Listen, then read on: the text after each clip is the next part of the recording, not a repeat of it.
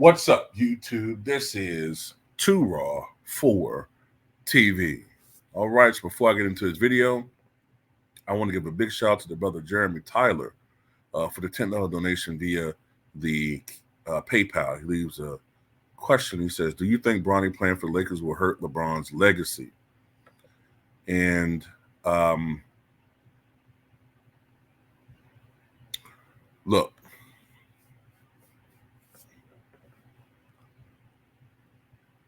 y'all know that I don't like LeBron James, and I don't need to go into a laundry list of reasons why I don't like him. But at the end of the day, I definitely can understand why people critique Bronny, because you can definitely look at this like Bronny does not deserve the media attention he's getting. He doesn't. He's what, 7 for 30? What is it now? 7 for 33? 7 for 31? Something horrible as far as his shooting overall. And I think something like 0 for 15 or 0 for 18 from downtown. And they try to sell him as a 3-and-D guy. Yeah, he's awful. And from a basketball standpoint, he should have stayed in college. So everybody that said that, including myself, we've been pretty much proven correct that he's not a good enough talent to be in the NBA. And we're seeing the manipulation when it comes to Jaylen Brown. Jaylen Brown today apparently had to retract on a statement saying that Bronny is not NBA ready.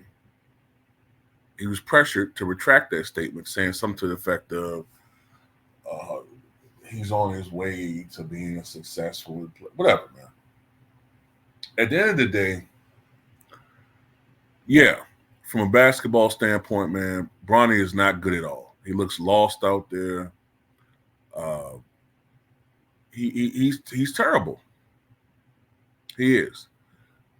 My lone issue is the media attention that he's getting in comparison to his basketball game.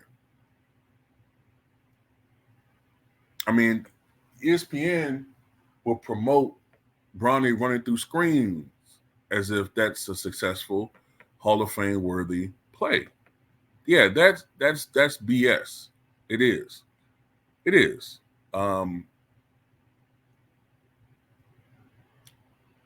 But, the media recognizes that anything attached to Bronny, or excuse me, to LeBron, anything attached to LeBron is money making. Same way that, if you want to point the fingers, you can point the finger at Jenny Buss. Okay? Jenny Buss is going to profit off of Bronny James.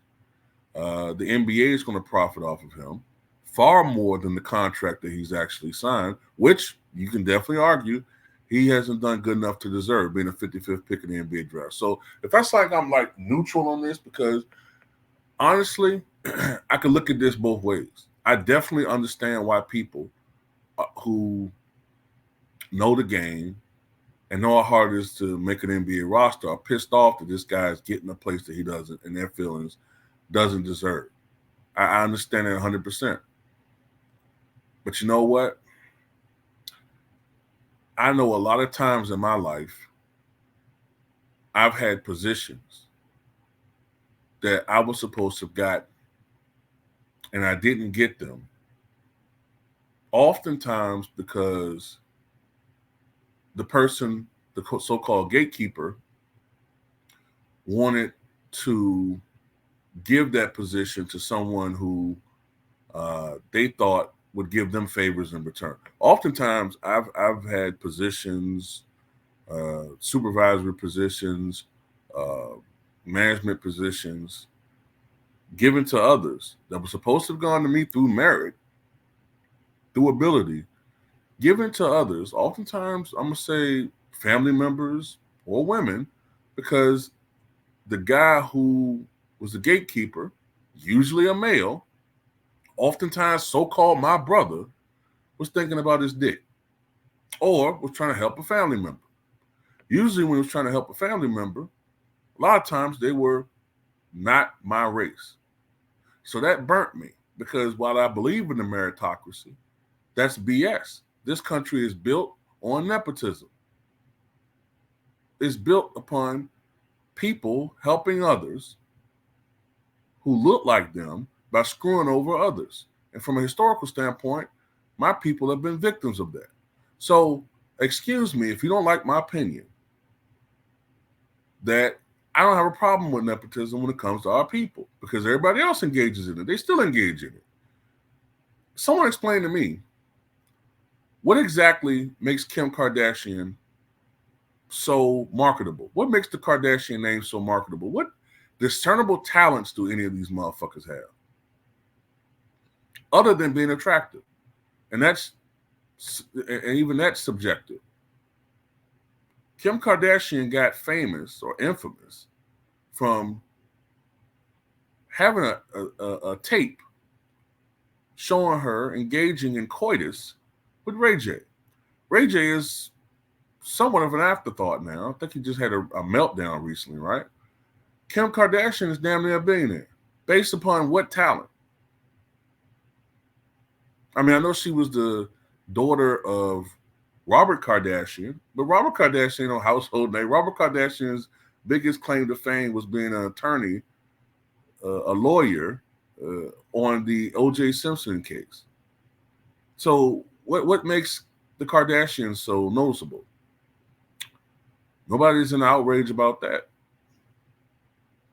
Look at all these people who are stars who know somebody and, you know what I'm saying, or done something with somebody and didn't really have no talent. They just walking around famous.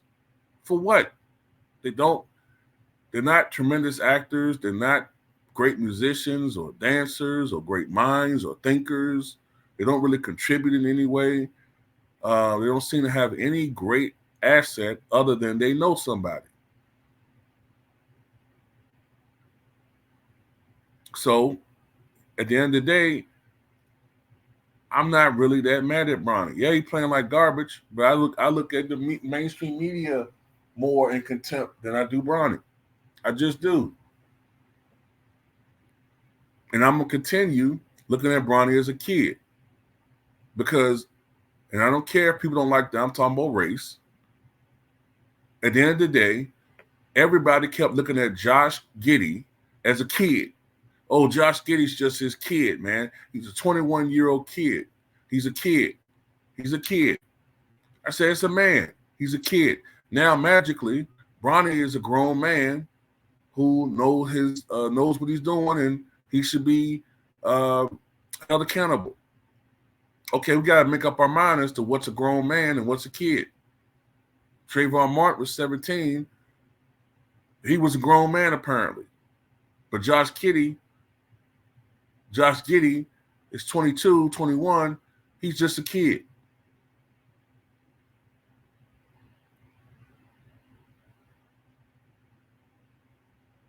And like I said, man, from a basketball standpoint, Bronny should get cooked when he's playing like garbage.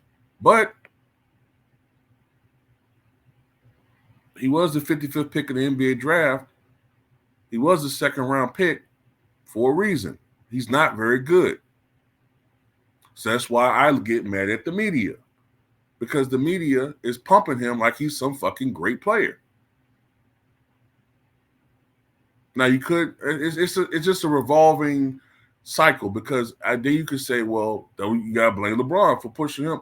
Well, you know, we need to blame George H.W. Bush for giving us George Bush, then, one of the worst presidents of all time. You know what I'm saying?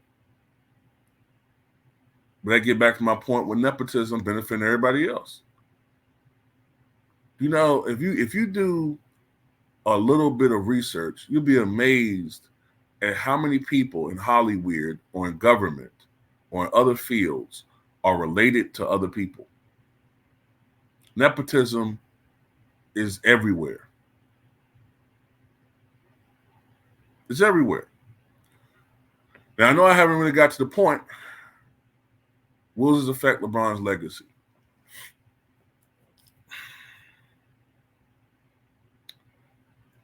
Not really. There's enough other things, in my opinion, to affect his legacy. The stat padding, as far as basketball, stat padding, um, you know, the media manipulation of other things, the self promotion, the cult of personality. Obviously, this guy's not playing for championships anymore. He's playing for self promotion. Um, the rule changes that have helped him as far as his quest for the scoring title. The game is so much easier, and uh, the way he's treated teammates. You know, this shameless goat debate and goat challenge, and the way that he and a lot of his other fans, well, him and his fans, they love to crap on other great players to bring him up because his resume in many ways has so many holes that they got to start pushing or trying to promote pushing holes in other people's resumes to try to make his, by comparison, look better. The 6 finals losses, you know what I'm saying? There's just so many other things that we can look at. The GM failures. There's so many other basketball things we can look at that will affect his legacy. I don't think Bronny is going to be a significant factor in LeBron's legacy as far as hurting it. Just like the Wizard years don't really hurt Michael Jordan because we knew what to expect. I know Bronny wasn't going to be great.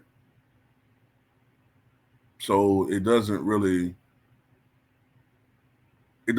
affect me. And I got so many reasons to despise LeBron James. I do.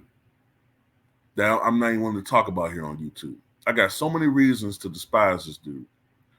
But I can't get mad at a father trying to put his son in a position to be financially successful. I can't do it, man. I can't do it. I can't do it. And you know what I'm saying? If anybody just, disappointed because I'm not crapping on LeBron in this situation, then I'm sorry. That's just, then you don't really respect me as a person. You know what I'm saying? You don't respect my opinion. I already see that yesterday. I saw that with me talking about the Trump shit. People want me to just shit on Trump all day and praise Joe Biden. You know what I'm saying? Like I said before, if I'm scap attacked, if I'm angry over hoops and I got my opinion, people respect it. 99% of you. You won't say a goddamn thing. But me, you know what I'm saying? You want me to just go along with whatever the majority is. Because like I said, a lot of us think like white folks. You think all of us are a monolith. We're not individuals with our own thinking and our own thoughts. You want me to be part of a monolith. I'm not doing that shit. Stop trying to figure me out. Stop trying to put me in a goddamn box. Stop trying to put me in one category. Oh, well, he's just a LeBron hater. Or he's a LeBron lover. Oh, he's a dummy. Oh, he's a Republican coon. Or he's this, that, and the other. You can't define me, man. You can't put me in a box. Some comfortable box for you to check off because you're intellectually lazy. You want to look at the world through black and white prisms. I mean, through a black and white spectrum instead of understanding that there's different other complexities out there. But anyway, that's all I got to say about it.